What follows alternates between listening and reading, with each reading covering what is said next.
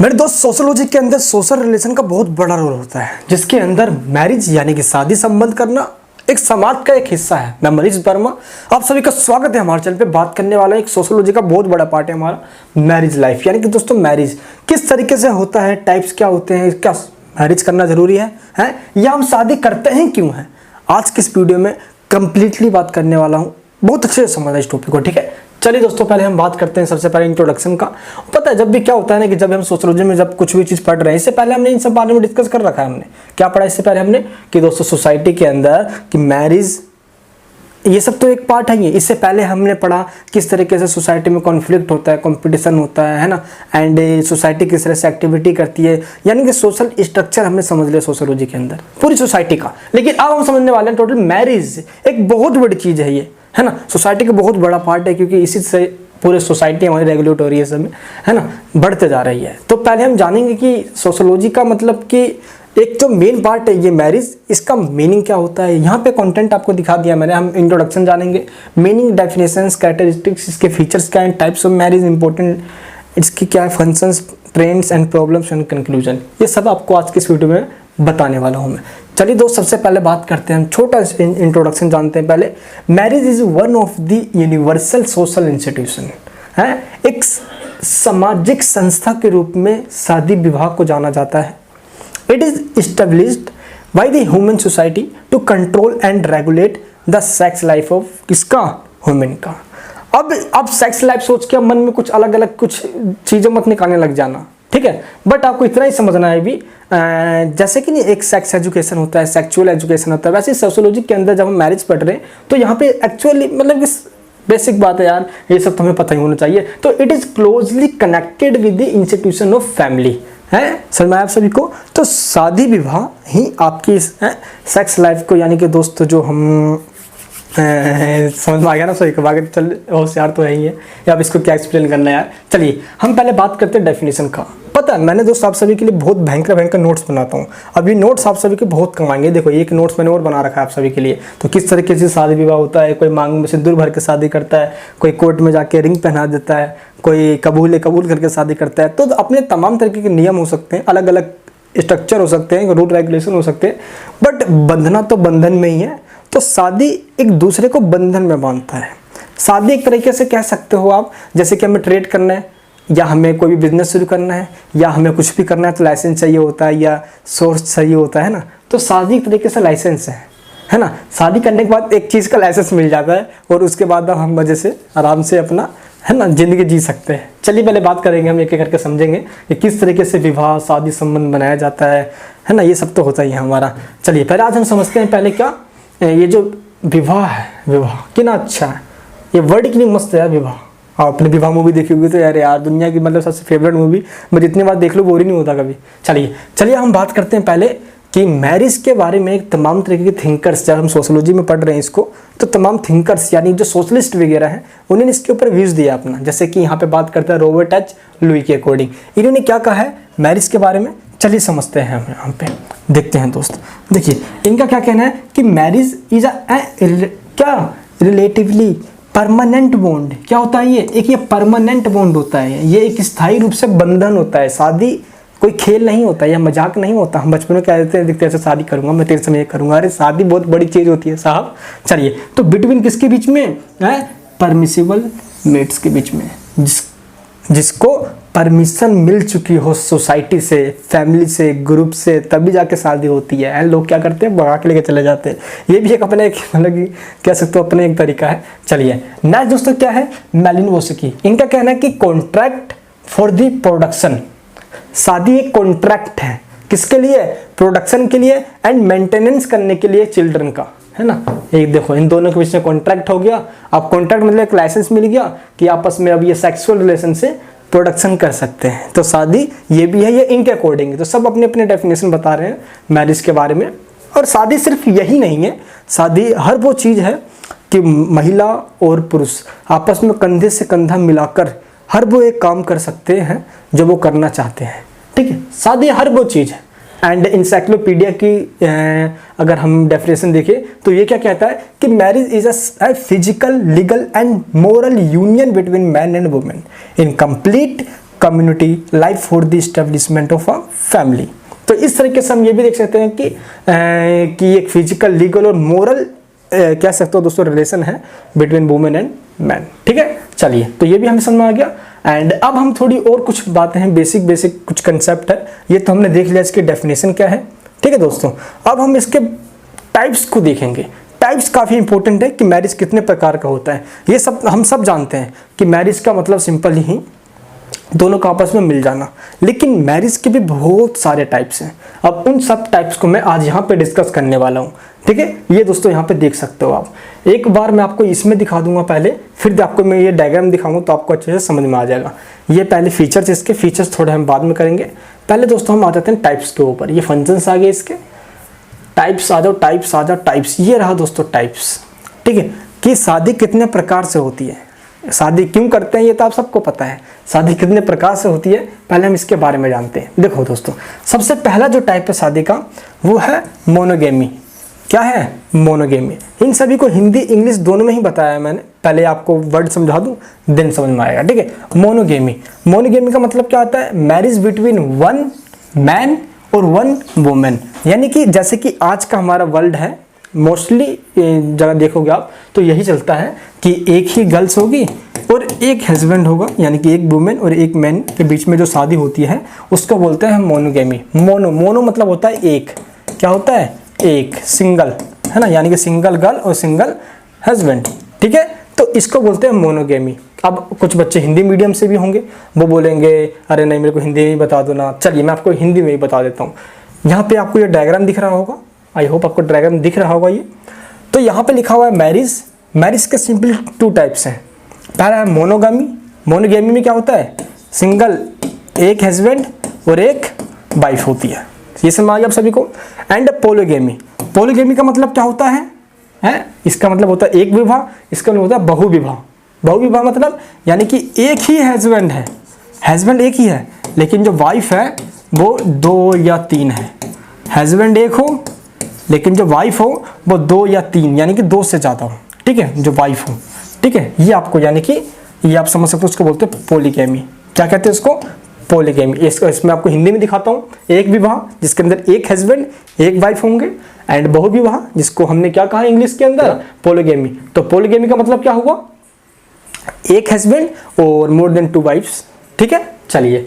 And इसके बाद जो बहुविवाह है, ये वाला जो है ना, ये हम दिख रहे हैं यहाँ पे पोलोगैमी, इसके भी और भी टाइप्स है। अब इसके और भी टाइप्स कौन कौन से हैं? पोलोगैनी और पोलीगैंड्री। अब इसके जो 2 टाइप्स है यहाँ पे, इसका मीनिंग क्या आपको पहले ये समझा देता हूँ मैं। पोलोगैनी का मतलब क्या होता है? चलिए, पोलोगैनी का मतलब होता है, जब आपको मैं इसके डेफिनेशन दिखाऊं तो आप इसको अच्छे इजीली समझ पाओगे, वरना आपको कोई दिक्कत ना हो जाए। पोलोगैमी का मतलब यहाँ पे बता दिया हमने। ये देखिए, पोलीगैमी का मतलब होता है कि 1 ही हस्बैंड होगा, लेकिन वाइफ जो है वो 2 या 2 से ज़्यादा होगी। 1 या 2 या 3, जो भी जितना आप कह सकते हो, है ना, इतनी ज़्यादा हो सकती है। ये देखिए दोस्तों, तो ये दोनों आपको समझ में आ गया है ना। मोनोगैमी भी आपको समझ में आ गया, 1 मैन 1 वुमेन। एंड पोलीगैमी भी आपको समझ में आ गया, यानी plural marriage refers to the marriage of more than 1 mate at a given time. It has 3 forms. समझ में आ गया आप सभी को। तो ये वाला हो गया।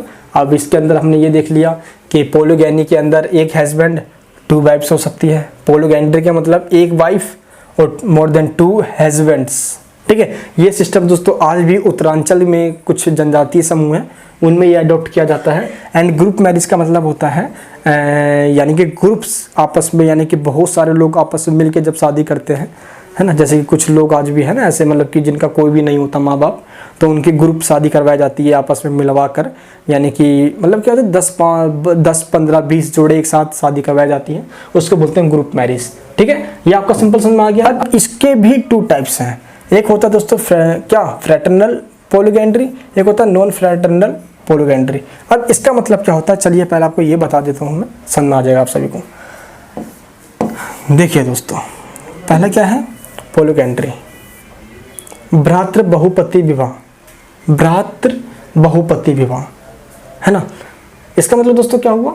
यानी कि जब एक कोई भी महिला, कोई भी एक वुमेन लगभग 2 3 4 5 भाइयों से इकट्ठे एक बार एक साथ ही शादी कर लेती है, उसको बोलते हैं भ्रात, यानी कि भ्रात यानी कि फैटर्नल है, ब्रदर्स से, यानी कि एक वुमेन 3 4 5 4 जितने भी भाई होते हैं उनसे एक साथ ही शादी कर ले। जैसे कि दोस्तों महाभारत में हम देखने को मिलता है कि द्रौपदी ने कि दोस्तों किस तरीके से 5 पांडव भाइयों से शादी कर ली थी, है ना। तो इस तरीके से इसको बोलते हैं फ्रैटर्नल एंड यानी कि भ्रात बहुपति। ये इसका मतलब क्या होता है कि एक महिला जब 3 4 यानी कि भाइयों से शादी एक साथ कर ले। एंड नेक्स्ट है दोस्तों अभ्रत बहुपति विवाह। इसमें क्या होता है जब एक महिला 3 4 आदमी से शादी कर ले लेकिन वो आपस में भाई नहीं होंगे, ठीक है। तो इसमें भाई होंगे और इस वाले में भाई नहीं होंगे, वो आपस में ब्रदर्स नहीं होंगे, ठीक है। तो फ्रैटर्नल पोलिएंड्री एंड नॉन फ्रैटर्नल पोलिएंड्री, एक से ज़्यादा हस्बैंड होंगे, है ना। एंड इसमें भी एक से ज़्यादा हस्बैंड होंगे लेकिन इसमें सारे के सारे वो भाई होंगे और इसमें वो सारे भाई नहीं होंगे। ये दोस्तों सिंपल मैंने आपको इसके जो डिफरेंस है आपको मैंने वो समझा दिया। ऑफ स्पाउस सिलेक्शंस, पति पत्नी वरण के नियम, इसका मतलब क्या होता है पहले ये बता देता हूँ। यानी कि सोसाइटी में कुछ ऐसे नियम रूल रेगुलेशन होता है, मोस्टली मेजोरिटी लोग इसको फॉलो करते हैं। इसका मतलब ये होगा सभी सोसाइटी में, नॉट इन इंडियन, सभी सोसाइटी के अंदर बात कर रहा हूँ मैं। जैसे यानी कि मान लो कि सोसाइटी में ये प्रोहिबिटेड है, यानी कि क्या, ये निषेधात्मक है, यानी कि ये सोसाइटी में नहीं हो सकता, ये नहीं होना भी चाहिए, है ना। पहला क्या है पहले क्या दोस्तों, इंसेक्ट टब्बू। इसका मतलब क्या हो, इसका मतलब होता है आगमन निषेध। इसका मतलब ये होता है कि दोस्त सोसाइटी में भाई बहन आपस में, यानी कि जो एक ही माँ का दूध पिया उन्होंने, वो आपस में शादी नहीं कर सकते। किसी भी रिलीजन के अंदर बता रहा हूँ मैं, वो आपस में शादी नहीं कर सकते। एंड पिता अपनी पुत्री से खुद शादी नहीं कर सकता, माता अपनी पुत्र से खुद शादी नहीं कर सकती। ऐसा मतलब नियम है, ऐसे कुछ नियम जो आप, ये कभी जिंदगी में सोसाइटी में हो ही नहीं सकता। ये नियम उसको या दोस्तों उसको हम कह सकते हैं कि इंसेस्ट, क्या कहते हैं उसको, इंसेस्ट टब्बू कहा जाता है उसको, ठीक है। चलिए नॉलेज सब कुछ रखो अपने पास। नेक्स्ट दोस्तों बहिर्विवाह के नियम। बहिर्विवाह का मतलब क्या होता है, एक्सोगेमी। एक्सोगेमी का मतलब क्या होता है दोस्तों, एक्सोगेमी का मतलब होता है कि सोसाइटी के अंदर जो लोग रह रहे हैं जब वो अपने कास्ट अपने रिलीजन से बाहर शादी कर ले, है ना, तो सोसाइटी में इसको भी सही नहीं माना जाता है। नेक्स्ट दोस्त अंतर्विवाह। अंतर्विवाह का मतलब होता है क्या, एंडोगेमी। एंडोगेमी का मतलब होता है जब इंसान एक मतलब कि बंदा वो अपने ही कास्ट से अपने रिलीजन्स के लोगों से शादी करे, ठीक है, उसको बोलते हैं अंतर्विवाह यानी कि एंडोगेमी। नेक्स्ट दोस्तों आपको अनुलोम। अनुलोम जिसको इंग्लिश में कहा जाता है हाइपरगेमी। हाइपरगेमी का मतलब क्या होता है, जब कोई भी अपर कास्ट का लड़का, जब अपर कास्ट का लड़का या बॉय कह लो आप, कोई भी, या बॉय कहना अच्छा लगेगा भाई, मैन कहना चलेगा, है ना। जब कोई अपर कास्ट का मैन वो लोअर कास्ट के वुमेन से जब वो शादी कर लेता है उसको बोलते हैं अनुलोम। क्या कहते हैं उसको, हाइपरगैमी कहते हैं उसको।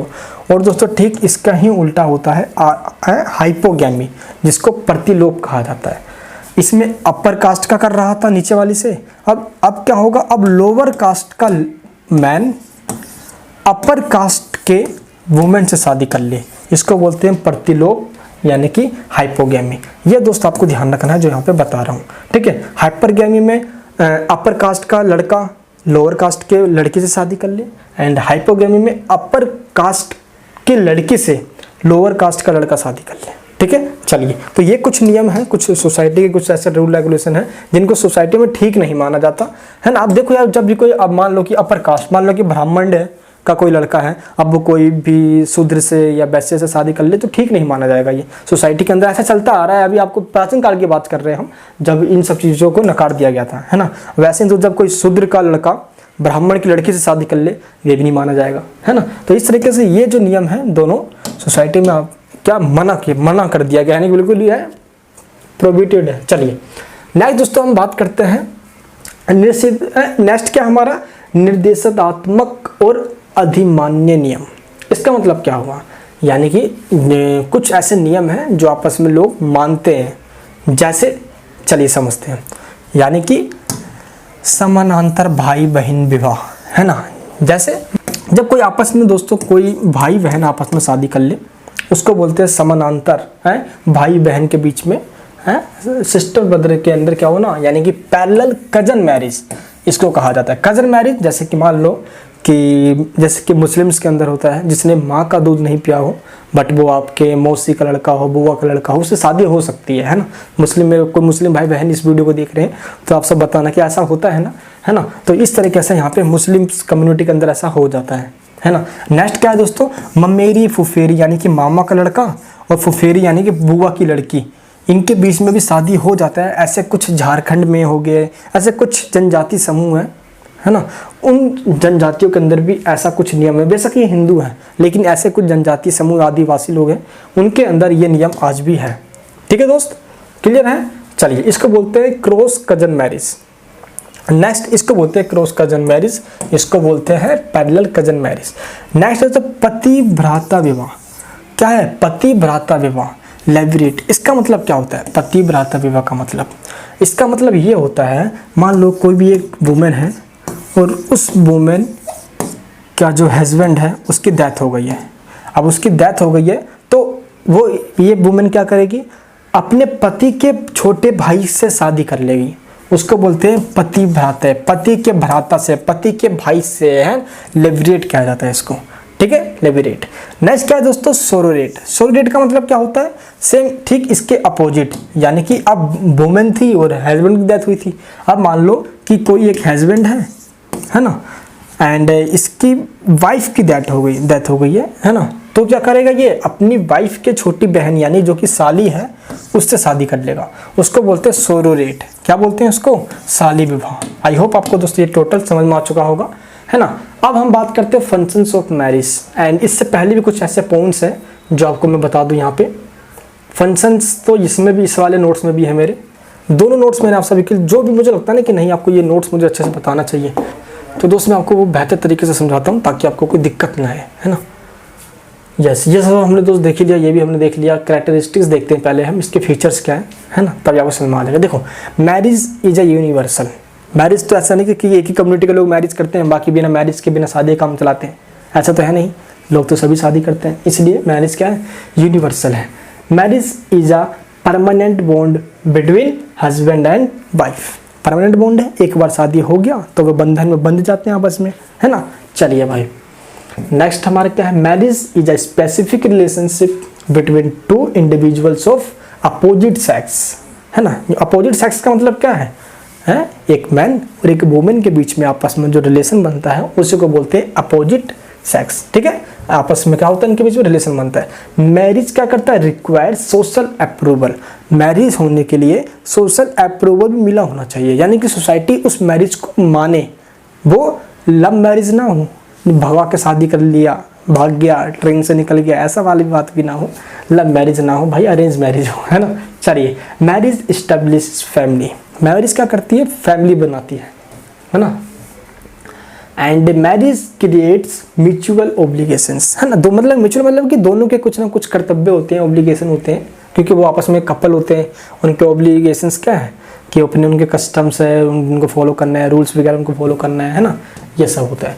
Marriage is always associated with some civil and religious ceremony. ये तो देखो, अपने सेरेमनी जब कुछ भी जब भी होता है तो उनके अपने कुछ रूल रेगुलेशन, चाहे हिंदू हो या मुस्लिम हो या सिख हो या ईसाई हो, सबके अपने उसने कुछ रूल होते हैं शादी के, ये आपको बताना है। ठीक है, मैरिज रेगुलेट्स सेक्स रिलेशनशिप, ये आपको ध्यान रखना है, जिसमें क्या होता है, according to prescribed customs and laws, जो भी उनका सेक्स रिलेशनशिप होता है दो लोगों के बीच में, है ना।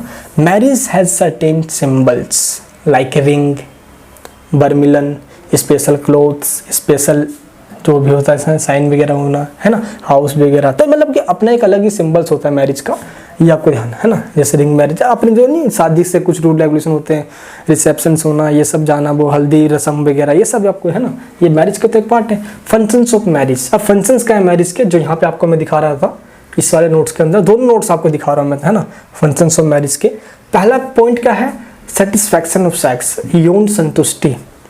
यानी मैंने क्या बताया था आपको, आप बिना शादी के आप ये सब करते हो तो सोसाइटी जीने देगी आपको, नहीं ना जीने देगी। इसलिए आपको एक लाइसेंस मिल जाता है शादी के रूप में।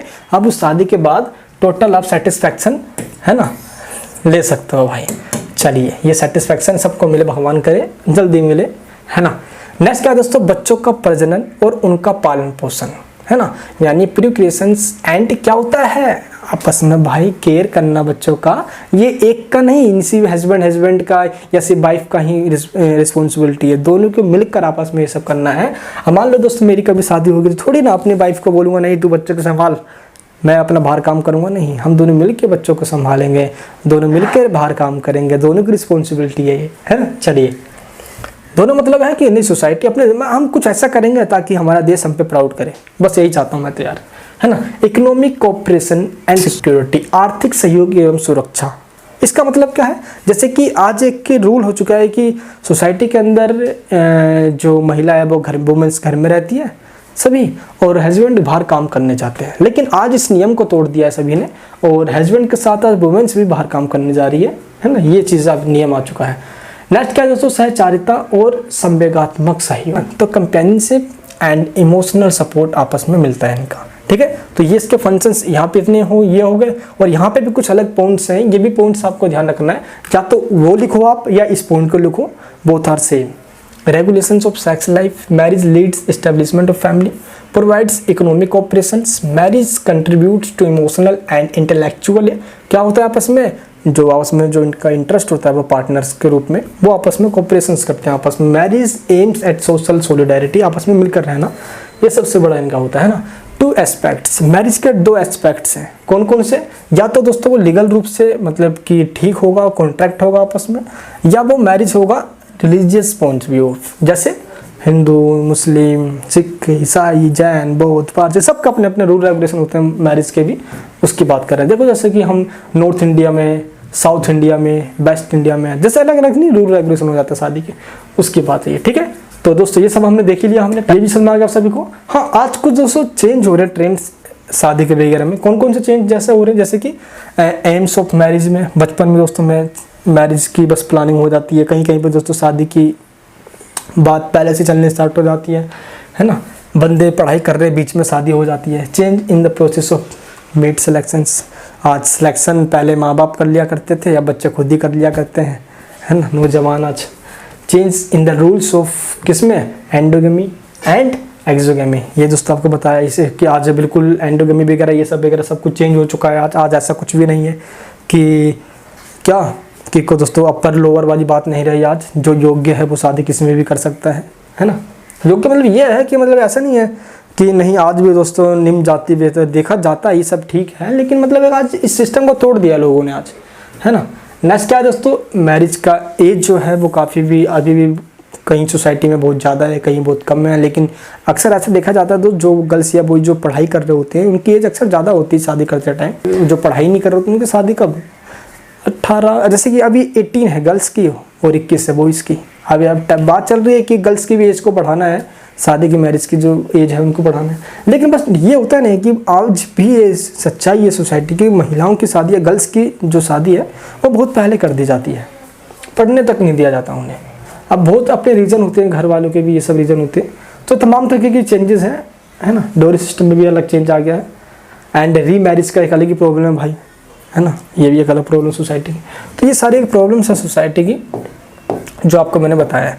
तो ये सब दोस्तों ऐसे कुछ पॉइंट्स नहीं है जो आज मैंने छोड़ा है, सभी पॉइंट्स अभी कवर हो चुके हैं इसके अंदर। तो ये भी हो गया हमारा, ये भी कंप्लीट है भाई, ये भी कंप्लीट, टाइप्स भी हो गया। एक बार हम कंटेंट पे आते हैं, जो जो आज हमने कर लिया पहले कंप्लीट समझ आ जाए, ताकि हमारा ये देख लीजिए, introduction, meaning, definition of marriage, features भी हो गया, टाइप्स ऑफ मैरिज हो गया, important legal matters on marriage, ये भी देख लिया हमने, रिलीजन्स का भी होता है और लीगल जैसे कोर्ट वगैरह से शादी कर लेना, है ना, ये भी हो गया, और एक रिलीजन्स के बेस पे शादी होना, फंक्शंस, ट्रेंड्स, प्रॉब्लम्स, ये सब हमने देख लिया है। नेक्स्ट वीडियो दोस्त हम कंटिन्यू करेंगे, ये इसलिए दोस्त आपको यहाँ पे लिखा हुआ मिल जाएगा टू बी कंटिन्यूड, ये देखिए to be continued. Next video में हम बात करेंगे कि हिंदू कम्युनिटी के अंदर शादी कैसे होती है और मुस्लिम कम्युनिटी में शादी किस प्रकार से होती है। क्या आप एक्साइटेड हो? बहुत नई नई बातें बताऊंगा आप सभी को मैं। लिंक नीचे वीडियो के डिस्क्रिप्शन बॉक्स के अंदर है, किस चीज़ का, हमारे ऑनलाइन क्लासेस का। अगर आप स्पेशल पढ़ना चाहते हो तो उसमें आप ज्वाइन हो सकते हो, ठीक है। एंड अदरवाइज चैनल पर नहीं हो तो प्लीज़ सब्सक्राइब कर लेना, बेल आइकन ऑन कर लेना, वीडियो को सब जगह शेयर करना ताकि ऐसे ऐसे वीडियो सब जगह पहुँचे यार। बाकी आपको भी जल्दी लाइसेंस मिले, हम प्रभु से यही कामना करते हैं, दुआ करते हैं। क्या बोल रहे हो, भाई बद दुआ के दे रहे हो? अरे यार चलिए खैर, तो तो इसका नेक्स्ट पार्ट कंटिन्यू यानी कि नेक्स्ट वीडियो हम करने वाले हैं, जिसके अंदर टू कम्युनिटी, हिंदू और मुस्लिम में शादी कैसे होती है, इसकी हम बात करेंगे। ठीक है दोस्तों, आज की वीडियो कैसी लगी नीचे मुझे कमेंट बॉक्स में कमेंट करके बताना, लाइक करके सब जगह शेयर करना। कोई भी ऐसे डाउट आपसे रह गया हो, इसलिए मुझे पता है कोई भी टॉपिक मेरे से होता है तो उसको मैं बार बार रिपीट करके समझाता हूँ, ताकि एक ही बार आपके खोपड़े में घुसा दूँ और आपको आगे कोई भी दिक्कत ना आए। चलिए दोस्तों, मिलूंगा नेक्स्ट वीडियो में। अपना प्यार वहीं बनाए रखना। जय हिंद, जय भारत।